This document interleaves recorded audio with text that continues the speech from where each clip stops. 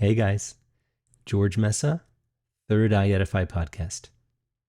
And it's time to get down with some music and, more importantly, dig deep to find out what has gone on in the past 400 or 500 years, past 1,000 years, really.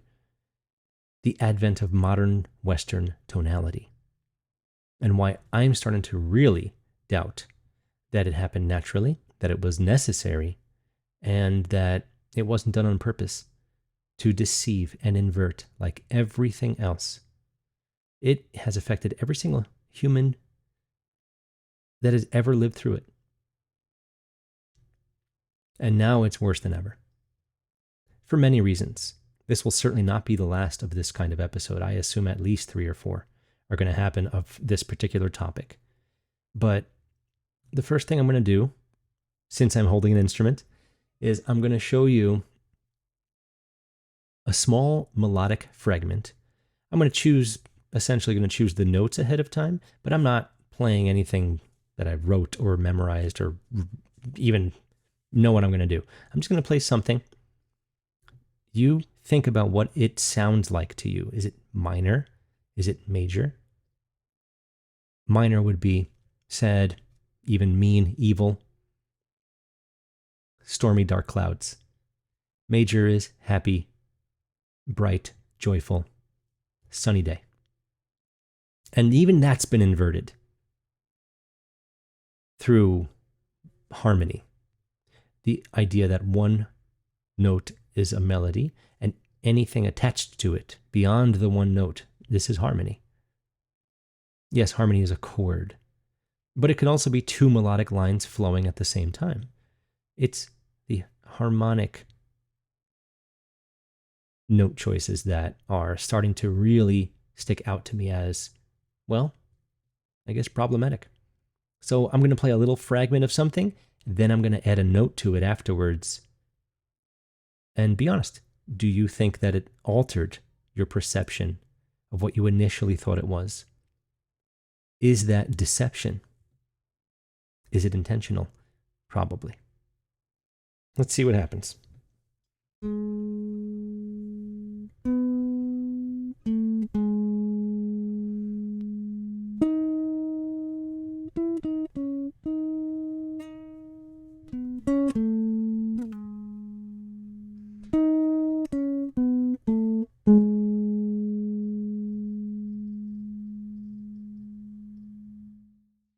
Okay, so now I'm going to do similar, because like I said, it's not a pre-prepared melody or anything, and I'm going to add a note.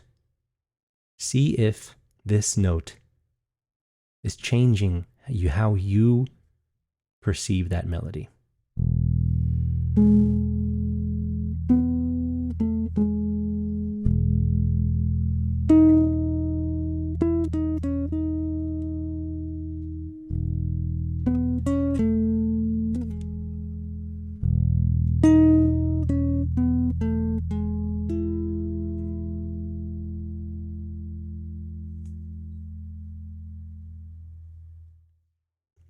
It's going to be the start of what I think is an extremely important conversation.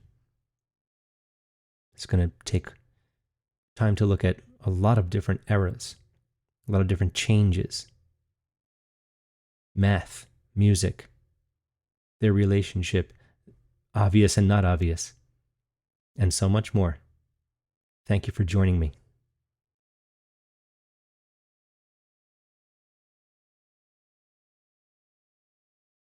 Like I said, this is going to be a long journey. And this is just the start of a conversation that I hope that everyone takes part in. I really do. Leave a comment. Send me a message on my Telegram group or personally, whatever. I would love to interact with all of you about this because I'm trying to pioneer new territory with this knowledge.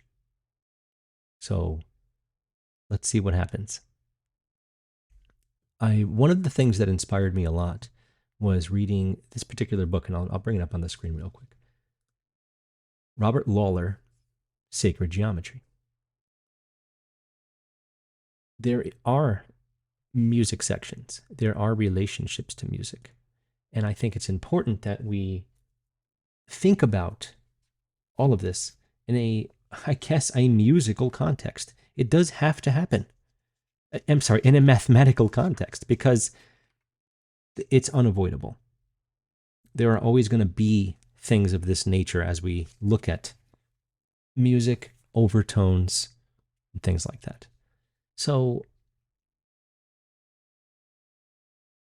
let's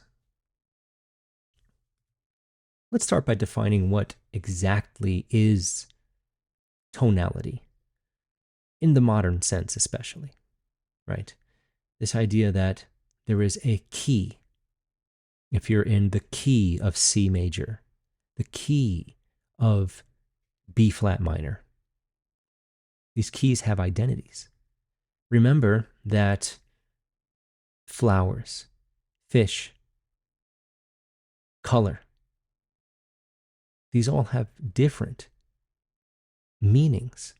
Just seeing a lotus flower, just seeing the color red somewhere specific, it has esoteric, Masonic, alchemical meanings. They are supposed to invoke something. And music is no different. Playing in the key of D minor feels and sounds a certain way, and humans react to it. Playing in the key of G sharp major should have a different effect. And not just the major and minor differences. It should have an overall different effect. Every major key has a different effect. And a lot of instruments weren't good at doing this at first. And pianos are relatively new, along with a lot of other instruments that we use, fretted guitars and things like that. They're fairly new. And we'll talk a little bit more about that a bit later.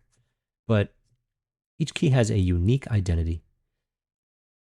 And it can really have a negative impact when altered.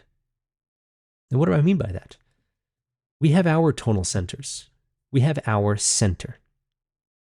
And to affect it, to change it, or to even fight it, as we're often taught to fight our own natural instincts, from birth essentially, even the act of birth. If anyone saw my episode where I interviewed my wife, she discussed it then. She was just on another show recently, Michelle's Healing Home, and it made me think a lot about this, because they try to tell you that birth is supposed to go a certain way, the white lab coat way. And everything we do, based on everything we're told to do, often goes against our natural instincts and our natural center. So picture being out of alignment physically or emotionally. That's what I mean by this. You're out of alignment with your own center. And interacting with other tonal centers, other people, other things, plants, animals, anything, that's a part of life. But you never leave your own natural center. You never leave your key. And I mean K-E-Y, by the way. And that may even have a whole nother meaning, the way keys open doors. So let's think about that too. When you change key, you can't open the same locks anymore. You can look at it that way if that helps. But in music, we would call it mixture or tonicization, when you quickly imply other keys, when you interact with other keys, but you still retain the initial original key, the original tonal center. And this is going to lead into why I think harmony is damaging now. I certainly never did, until I started really thinking about it and really listening. With my ears to hear are necessary for this kind of, I'm transmuting, I'm growing. Now, why wasn't this even a consideration? And I say that relatively loosely. There was chordal ideas. There were 4 people singing at once, for example. Unavoidably, you're going to get harmony. But the intention wasn't to create a minor chord or to use the key and get out of the key and move in and out of the key. Each melodic line had its own tonal center. They were mixing them simultaneously, potentially not on purpose. But since most of that was written for the church, maybe it was. And that is another conversation that may not even take place in this music discussion. But guess when all of this started happening? Late Renaissance, early Baroque. This is the late 16th century, essentially. And this aligns very, very closely with something else in math that I will get to in a little bit that I think is astoundingly similar and very revealing. And as I said earlier, many instruments weren't very good at doing many keys. They just couldn't. And only the voice could do whatever it wants. Every other instrument, you've got to work your hardest to make it do what you want it to do. The voice can do it now. Training required, certainly, but it is limitless. It is the ultimate instrument, as I said in the previous episode title, and it's the most versatile instrument. Your entire body is an instrument, as a matter of fact. And so, as a result of this instruments not being very good at switching keys, or even playing a lot of different keys, this essentially came into being with the ideas of well temperament, equal temperament. Equal temperament is the biggest problem, in my opinion. And our good old friend, Johann Sebastian Bach, as it's actually pronounced, who died at the same year we're considering the Baroque era to have ended, 1750. He came in composing, getting to the end of the 1600s, going into the 1700s. And he ended up writing a piece called The Well-Tempered Clavier, where he took, because of this new way, this new temperament, this new way to divide the octave, which will be another very important topic for this, the octave. He wrote a piece in each key. They're nice to listen to. There's nothing wrong with them. I'm not denouncing all of this. It's okay to listen to music. It's still okay to watch a sport if you want to. I think that they are helping to weaken and damage us as a whole. That is my point of all this. So, equal temperament is literally the equal dividing of 12 tones in the span of an octave. Raising an octave is essentially the most important thing we do. It can be completely transformative to raise your own octave, to pass through your chakras to finally raise that octave. Numbers do it as well. 1, 2, 3, 4, 5, 6, 7, 8, 9. We start over. We start a new octave. Notes in music do the same thing in a key. Do, re, mi, fa, sol, la, ti. And then we get to do again and we start a brand new octave. Now I'm speaking about this now because the advent of the usage of the number 0 actually coincides a lot with this harmonic discussion. And I think that it may be surprising to find out, hopefully, for some of you at least. It's not natural for equal divisions. It's not natural at all. And nature says no, but most of the world is totally accustomed to it at this point. Equal temperament, that is. And of course, 440. Now, I don't think 432 is the magic number, the magic solution. Otherwise, it would have already been that. It hasn't been. But it is much better. And anything's better, really. But remember that you're going to 432. You still, let's say you tune your guitar to 432. That means each string with its own different pitches, they don't even all have 432 as their main string pitch. And then the overtone series for that string changes. It's just a whole mess. You're not getting 432 if you tune your guitar differently or alter an entire piano for that reason. It's not the final answer. And I'm now starting to debate whether or not we should even hear two notes at once. So, has equal temperament and Western theory done to music and harmony what 0 has done to math? If you introduce a non-existent concept into math, and keep this in mind, they weren't using zeros. They weren't doing that. If you want the number 20, let's say in Roman numerals, Or let's go with this. No, let's use that. It's XX. We don't necessarily have a 0 in the place. When you have numbers that go past 100, you get the Roman numerals, and you don't have an actual 0. It's not written. It's understood. There's a placeholder, but the physical concept of 0 doesn't exist. The idea of equal temperament doesn't technically exist. How do we know? Because we have the overtone series. When you pluck a string, it essentially looks like this. It may appear chaotic, but it really isn't. There's a lot of things going on, yes, but it still exists in a very controlled fashion. And we'll discuss the overtone series a little more in a moment. But that is harmony. Look at it again. There's many things happening at once. And this all takes place within the string's vibrating body. This is the idea of pitch. A single pitch has every single note in it already. That is harmony we can't duplicate musically. Harmony exists in one pitch. That one pitch you're hearing is called the fundamental. Once we hit that fundamental, we get tons of other information. I've demonstrated this in my episode 440 Hertz, H-U-R-T-S, and I think that it's really worth revisiting if you want to quickly see what I mean. I may demonstrate it again in this episode. We'll see. I'm not sure yet. Now, there is something else I want to mention that I'm talking about this 0 thing, because music eventually evolved into something called atonal, as in no tonal center.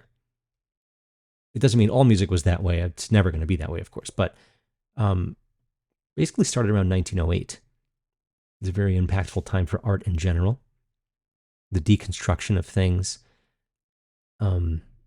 Even paintings, just think of late Picasso, where the mouth is in a weird spot, the eye is over here, whatever. It's not a face as we know it. It's a deconstructed face. This is the idea of atonal, in my opinion. We still have the 12 pitches that we use in equal temperament, but we don't use them for chordal harmonic purposes. We use the inversions of all the rules that make harmony. Maybe atonal is better for us, but strangely enough, when you analyze atonal music, you don't say C sharp and G and all this stuff. It's pointless. When you give a pitch a letter, you're designating a purpose or an identity for it. In atonal music, we lose all of that. And instead of 1 through 12, we study it like a matrix would be in computer programming. We start with 0 through 11. So right away, we're getting all this very, again, inverted information. And there's plenty more inversion to talk about before this episode is done, I assure you. But tonal theory is 1 through 7. And then the 8 is the octave. 8 equals 1, 9 equals 2. We don't go beyond 7. There is nothing else. And same thing if you discussed what would be called a chromatic scale. Every note, 1 through 12. 13 is 1, 14 is 2. You stop at the final number before the octave. Something very interesting was said in the Lawler book that I mentioned, Sacred Geometry. There is no throwing away a bottle. There is no 0.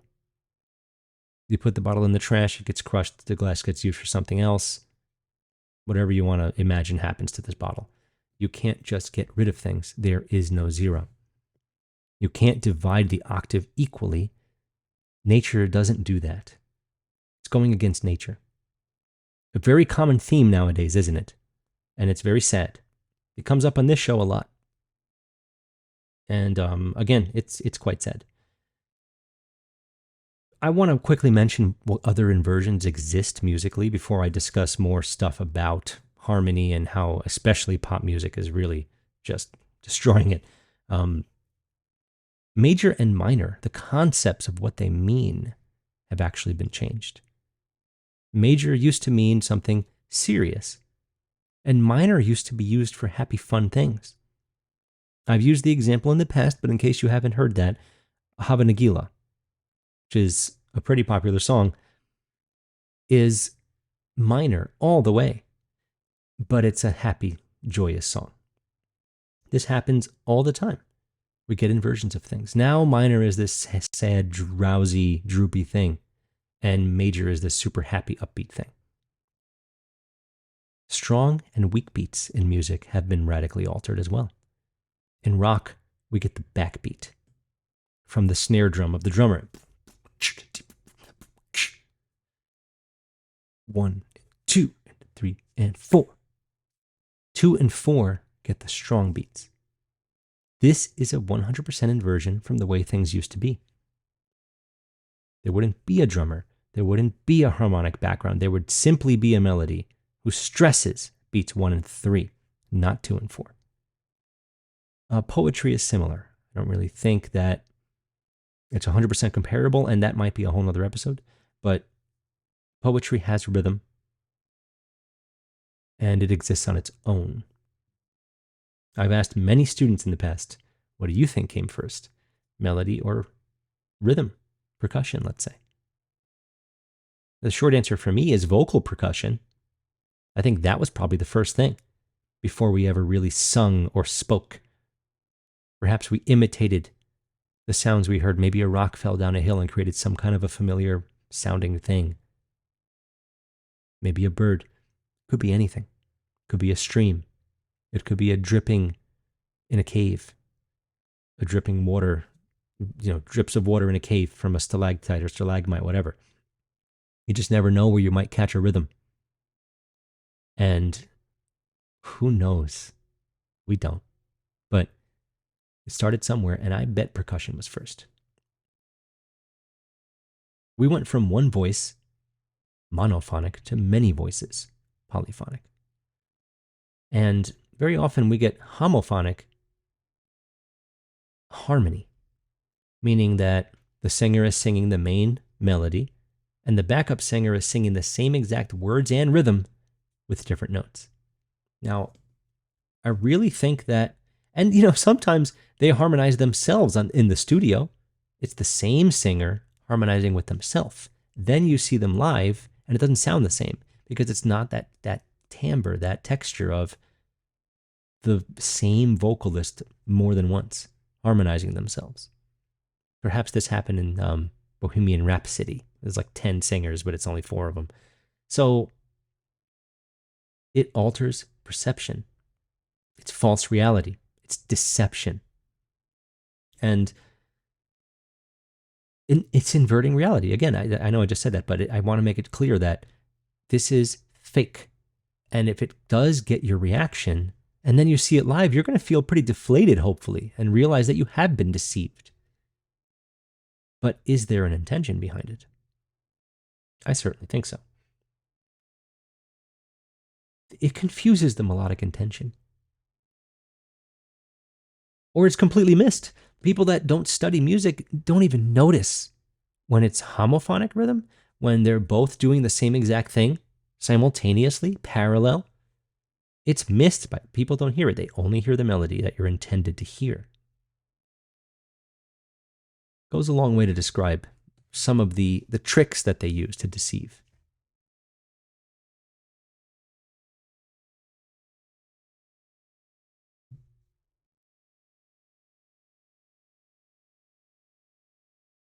Like I was saying, this number 0.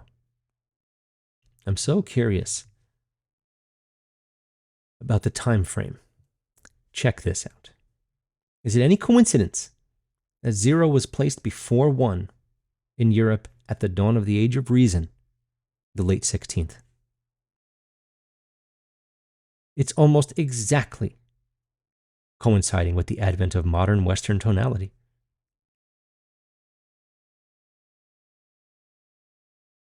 Right before the Baroque era in music, which essentially is claimed to have started at 1600, right at the end of the 16th century. 0 went from sunya in Sanskrit, meaning empty, Not nothing, but empty. A container can be empty, the container's there. To the Latin chiffra, meaning nothing.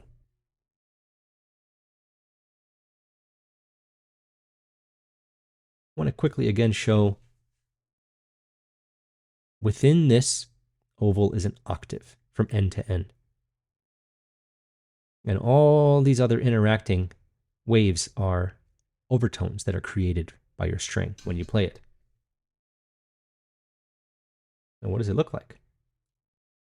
It looks like the hieroglyph or mouth. It looks the same. You are the ultimate instrument. Is your voice the word of God? Is this why they want to put muzzles on us? Is this why they're telling you to wear masks? Are we that powerful? Clearly we are. And ancient cultures understood this. They were not Neanderthal dumbasses who had no idea what was going on. Clearly.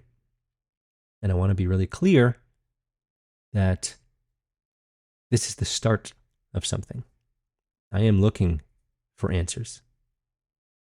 There's so much information and so little time, but I'm working on it. And I'm worried it's bothersome to me because I trained so hard to understand these concepts, but now I can look from the inside looking in because I know how these things are used and I know the time frames.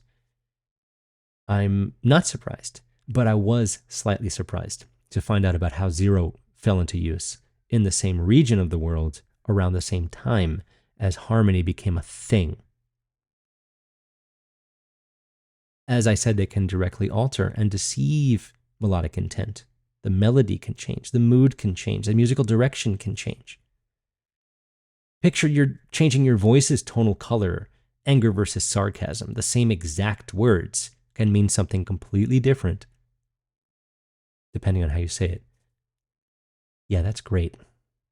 Or, oh, that's great. Depends on how you say it. This is the coloration, the gesture, right? That's what the initial definition of modulation was, by the way. Change your tone.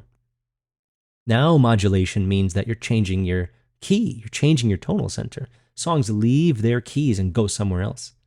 The entire direct relationship between you and that key of C major, let's say, now it's changed completely.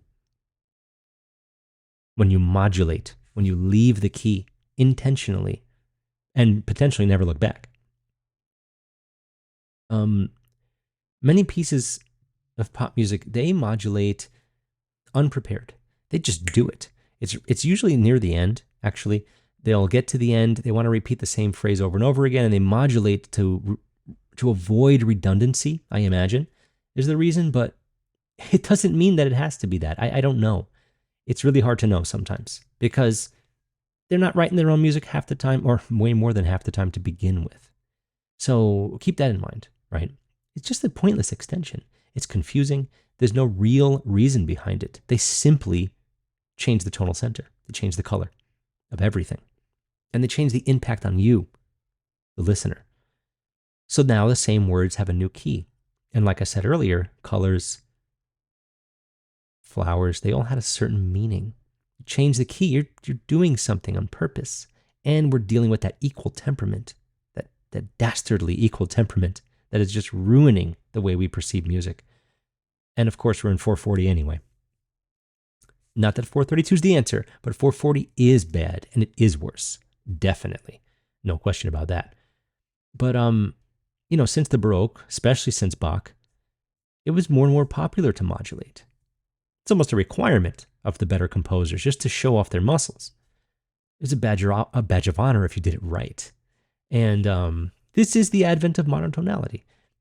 To be able to manipulate all 12 notes in any key and convincingly do it within a piece or a movement, which is just a part of an entire piece that could be played on its own. A lot of four-movement symphonies, for example. So I was listening to one or two music episodes of Crow 777, maybe a month, 2 months, 3 months ago, and they were discussing how they're craving key changes and how a lot of people are lazy and they don't do it anymore. I understand exactly where he's coming from. He's just trying to say that musicians are getting dumb and lazy, and they are. And pop music is getting dumb and lazy. Nobody's wrong about that. But I disagree that it's lazy to stick to a key from a true composer, because it's difficult. It actually might even require more skill to make one key as beautiful and as amazing as it can be, to resonate properly with the human soul, the human understanding, the hive mind of the entire world we live in. Everyone hears it a certain way, but it can all grab you in a certain way too. And that's usually how things get popular, when everyone feels that same feeling, whether it's beautiful or not. And it might be better that we start manipulating melodies in one key to do what it can, as much as it possibly can. It's like skipping levels. You're level jumping. It's like skipping. It's like going up. You're going through your chakras. It's like skipping one just to get to the top faster. It's harder to do the work to make as much as you can come out of one tonal center. And I assume it's more rewarding as well. I personally think it is, but I think it would be for a lot of other people too. That's the assumption. I mean, the rise of motion pictures, no surprise here, I assume, really added a need for many varying, unrelated keys and more rhythmless, dissonant music. And I think the inspiration for a lot of the sounds, especially the earlier stuff, movie-wise, first 50 years of motion picture, let's say, opera and ballet from the previous 100 years were humongous influences. Yeah, there's a lot of Baroque references and stuff in these things in movies, but a lot of times they'll actually just play Bach or Mozart and Beethoven. But I'm talking about some of the more dense ballets and operas. Listen to Maurice Ravel, Daphne Said Chloe. Listen to Richard Wagner, Tristan und Isolde. Listen to Igor Stravinsky, Les Secrets du Printemps, The Rite of Spring. These are all ballets and operas. You can hear the influence on the modern motion picture soundtracks. So it's not like it just spawned because of movies. The sounds were already there, but now they found a better purpose for things. Jarring little quick jump scares and things like that needed certain dissonant sounds and different kinds of ways to play an instrument that are not average. Weird ways to play them just to get weird sounds, of course. I think it's very interesting that ballet and opera are relatively disregarded by the masses overall, but their music permeates throughout all of the entertainment that you take in on a regular basis. Now, it's obviously changed, especially recently. I feel like every movie trailer I see has the same exact sounding music. It's crazy. But it still has the tinge, the classical history, the common practice era. But listen to bits of these pieces I mentioned. I think you'll be like, oh yeah, I think I've heard that before. But it's not because it's being ripped off completely, but the idea of those instruments making those sounds in those keys are what you're hearing. You're hearing relationship or a memory of a key even. A certain key can be a theme. And in operas, they often are. Certain melodic fragments or even keys can be the identity of the character. Now, there's a good reason to use other keys. The bad guy has a weird minor key. The good guy has a very bright, happy major key. Again, these are inversions of the original meanings, but again, we're making entertainment, we're making things, we're trying to figure things out. There's much more to it. Anyone that wrote operas usually had connections to, I wouldn't say Freemasons, but they had knowledge. They had a lot of knowledge. Just look at Mozart. Look at his history. He's a known Freemason. And there's lots of other things that intertwine with the way composers have been involved in intercontinental politics, wartime spying, and all kinds of other stuff. It's a great way to get someone behind somebody making a speech. You have the right music. I think that goes a long way for what goes on in the United States as well. Certain sounds are assumed patriotic. Perhaps they're always in the same key, with the same instruments, with the same harmonies. And that's where they're grabbing you. It's not necessarily that, what is that sound that I'm hearing? It might not just be the melody. It might be the actual key. They bring you that tonal center again, like bing, it hits you right away. I bet it's not even in 440. I have not looked at it, but I'm going to now.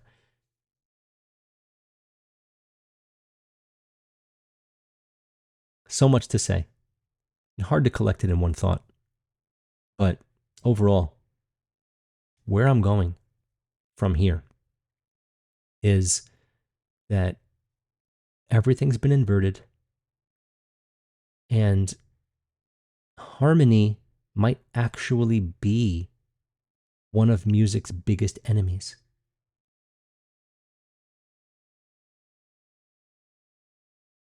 On top of that, most pop and rock music, not good or bad, I'm just saying it as a fact, don't use the harmonies in a key, the chords that exist in a key, exclusive to the key.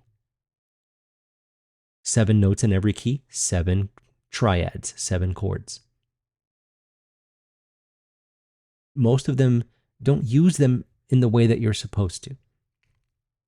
We expect the chords to do a certain thing, and I will possibly show that the 3 pillars and their relationship to the triads that exist in them. It's not that it's set in stone, but it's just how it works. And when you use equal temperament, it still works. This is where the magic comes in. This is the ultimate deception. The layer here is that even with this equal temperament disaster that has nothing to do with what nature provides us, even with this 440 or this idea of harmony being used to deceive what a melody could be, even with all of that, it works. It still works. So that's what's incredible, is that you don't notice it. How could you? You grew up with it. It's fine. If you grew up with not equal temperament in any way or only melodies, you'd be fine. You wouldn't be missing all this stuff. But it's just like the overabundance of entertainment. They give you this oversaturated, or picture a food with tons of sugar and all this other crap that you just can't wait to eat again. They give you this oversaturated abundance of crap, and you get addicted to it immediately. They play you an old ballet or some great jazz performance, and most people could care less. Now, I don't care if they don't care less. It's up to them if they like it or not. But were they deceived to not even have a flavor for it, no taste for it whatsoever, by this soulless, improperly used, harmonically speaking, pop music that changes keys whenever it wants to for no reason and doesn't even use the chords the way that it's supposed to? Probably. And there's one last thing to mention as far as inversions, and this might be one of the most interesting ones. And again, the word magic comes to mind. Because if I were to, and I don't think playing the instrument is necessary, when you play your open string, as in you pluck a string without touching it with the other hand, you get a certain pitch. The way that they have, and the way that they say that Pythagoras figured it all out, is that we tune by what is called a fifth. Music has intervals. The fifth is the do, re, mi, fa, sol. The fifth note in the scale, in the key. And where that occurs in what I showed you, I'll just pull it up again real quick. Within this is every note, within that octave. So what happens is you stop or push the string down at a certain fret, and you get a certain note. To achieve the fifth, you have to go 3 halves down and push, and you get the fifth of equal temperament. It's not where it belongs, but it's really close and it still kind of works because they know. Now, here's what's the most interesting. It's inverted from the overtone series. With the overtone series, not only do you get a situation where going up the neck, the notes go higher when you push and you get your equal temperament frets. When you go backwards, the overtone series goes up in the opposite direction.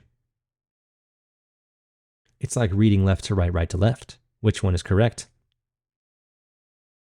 Now, that's one level of inversion. Notes go up as you fret. This way, as you manipulate the string to hear the overtone series, the notes go this way. When you get the fifth, it's 3/2. When you get the fifth from the overtone series, which is actually past an octave, I think I'll get into more detail next time, it's 2/3. Inversion.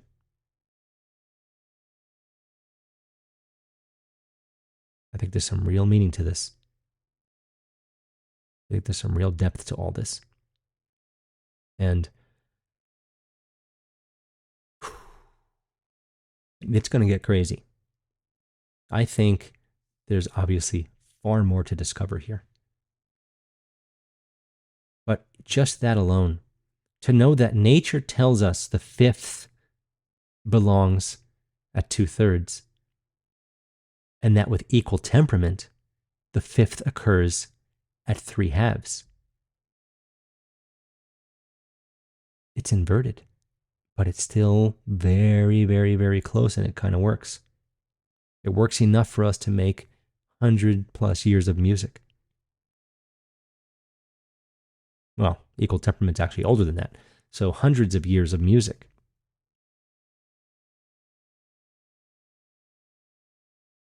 It's really something.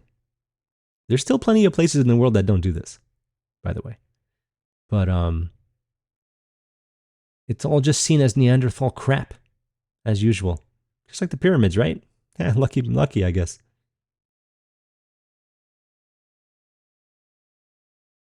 I think I'll leave it there. There's plenty more to talk about, but I wanted this to be as concise as possible without further demonstration. I will demonstrate the overtones next time because I have much more to discuss with them. And I think you not having heard me just play it now, it's actually better. I want you to think about the inversions. It proves that they know. It proves that they are manipulating our system on purpose. It proves that they're trying to use music as one more layer of a way to poison us into slow decay.